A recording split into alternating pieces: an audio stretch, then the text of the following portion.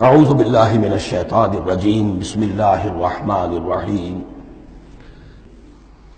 والذین یؤمنون بما انزل الیک وما انزل من قبلک، اور وہ کہ جو ایمان رکھتے ہیں اس پر بھی جو آپ پر نازل کیا گیا ہے محمد صلی اللہ علیہ وسلم، اور اس پر بھی کہ جو آپ سے پہلے نازل کیا گیا۔ یہ بہت اہم الفاظ ہیں، اس لیے کہ عام طور پر آج کل ہمارے ہاں یہ خیال پھیلا ہوا ہے کہ یہ تورات اور انجیل کے پڑھنے کا کوئی فائدہ نہیں، کوئی ضرورت نہیں، کوئی ضرورت نہیں کی حد تک تو شاید بات صحیح ہو، لیکن کوئی فائدہ نہیں، یہ بالکل غلط ہے۔ یہ ابتدا ہے قرآن کی، اور کس قدر اہتمام کے ساتھ کہا جا رہا ہے۔ ایمان صرف قرآن پر نہیں، اس پر بھی کہ جو اس سے پہلے نازل کیا گیا۔ اور سورہ نساء کی آیت، اور سورہ نساء نازل ہوئی ہے کہیں جا کر سن 6 ہجری میں، یا ایھا الذین آمنوا آمنوا باللہ ورسولہ والکتاب الذی نزل علی رسولہ والکتاب الذی انزل من قبل۔ تو اس سے ایمان جو ہے تورات پر اور انجیل پر اور زبور پر اور صحف ابراہیم پر، اجمالی ایمان کی جو اہمیت ہے اس کو اچھی طرح سمجھ لیجیے۔ البتہ یہ ہے کہ چونکہ ہم سمجھتے ہیں اور جانتے ہیں کہ ان کتابوں میں تحریف ہو گئی ہے، لہذا ان کتابوں کی کوئی شے قرآن پر حجت نہیں ہوگی۔ جو چیز قرآن سے ٹکرائے گی ہم اس کو رد کر دیں گے، ان کتابوں کی کسی شے کو دلیل کے طور پر نہیں لائیں گے۔ لیکن جہاں قرآن مجید کی کسی بات کی نفی نہ ہو رہی ہو تو بہت سے حقائق ہمیں ان کتابوں ہی سے ملتے ہیں۔ انبیاء کے مابین جو زمانی ترتیب ہے، کرونالوجیکل آرڈر جو ہے، وہ تو ہمیں تورات سے ملتا ہے، قرآن میں تو نہیں۔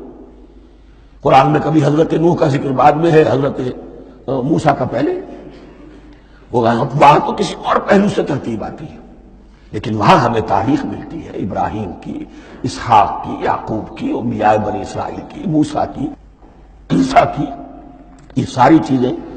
تو اس کی اہمیت جو ہے اس کو سمجھ لیجئے۔ والذین یؤمنون بما انزل الیک وما انزل من قبلک وبالآخرۃ ھم یوقنون، آخرت پر وہ یقین رکھتے ہیں۔ نوٹ کرنے والی بات کیا ہے کہ باقی سب چیزوں کے لیے لفظ ایمان آیا، آخرت کے لیے ایقان۔ کیوں؟ واقعہ یہ ہے کہ انسان کے عمل کے اعتبار سے سب سے زیادہ مؤثر شے ایمان بالآخرہ ہے۔ ایمان بالآخرہ ہے تو عمل سیدھا رہے گا کہ ہاں مجھے جواب دہی کرنی ہے، جانا ہے، اٹھنا ہے، اللہ کے حضور حاضری ہے۔ اگر یہ یقین ہے تو عمل صحیح ہوگا۔ اس میں کمی ہو گئی تو توحید جو ہے وہ بھی بس ایک عقیدہ، ایک ڈوگما بن کے رہ جائے گی۔ ایمان بالرسالت بھی بدعات کو جنم دے گا۔ عید میلاد نبی منا لیجئے، اور کچھ عشقیہ اشعار کہہ دیجئے، نعتیہ اشعار کہہ دیجئے، اللہ اللہ خیر صلی اللہ، یہ ایمان بالرسالت کے مظہر ہوں گے۔ عمل انسان کا درست ہوتا ہے آخرت کے یقین کے ساتھ۔ وَبِالْآخِرَةِ هُمْ يُوقِنُونَ، آخرت پر انہی کا یقین ہے، انہی کا یقین ہے۔ یہ حصر بھی ہے اس اعتبار سے کہ یہودی میں مدعی تھے کہ ہم آخرت پر یقین رکھتے ہیں، یہاں کنٹراسٹ دکھایا جا رہا ہے، آخرت پر یقین رکھنے والے یہ لوگ ہیں۔ اور تعویل خاص کے اعتبار سے وہ لوگ موجود ہیں تمہاری نگاہوں کے سامنے۔ 13 برس کی محنت کی کمائی محمد رسول اللہ صلی اللہ علیہ وسلم کی اس کتاب کی، یتلو علیہم آیاتہ ویزکیہم ویعلمہم الکتاب والحکمہ، اس کا جو نتیجہ ہے وہ تمہارے سامنے ہے۔ اولئک علی ھدی من ربہم، یہ وہ لوگ ہیں جو اپنے رب کی طرف سے ہدایت پر ہیں۔ وہ ابتدائی ہدایت بھی ان کے پاس تھی، اور یہ تکمیلی ہدایت بھی، قرآن پر بھی ان کا یقین پورا ہے، اور محمد کا اتباع بھی وہ کر رہے ہیں۔ وَأُولَٰئِكَ هُمُ الْمُفْلِحُونَ، اور یہی وہ لوگ ہیں جو فلاح پانے والے ہیں۔ فلاح کا لفظ بھی قرآن مجید کی بڑی اہم اصطلاح ہے، منزل مراد کو پہنچ جانا، کسی باطنی حقیقت کا عیا ہو جانا۔